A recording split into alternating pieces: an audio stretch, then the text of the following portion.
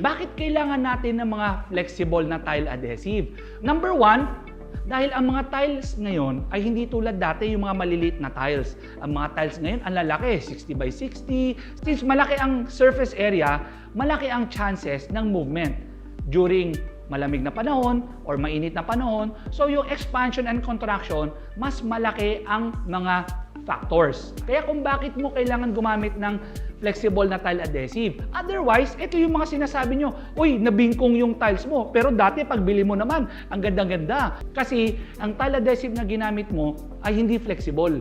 Tapos, nagkaroon ng surface movement, nagkaroon ng expansion, contraction. So, eventually, mabibingkong siya hanggang magpa-pop out siya. Okay, bakit mo pa kailangan ng flexible na tile adhesive?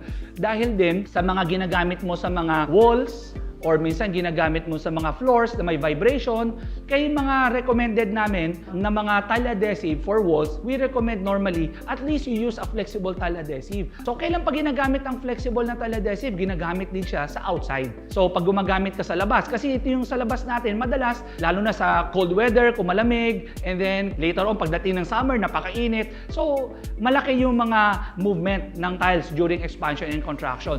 Yan ang mga reason kung bakit kailangan mo ng flexible na tile adhesive.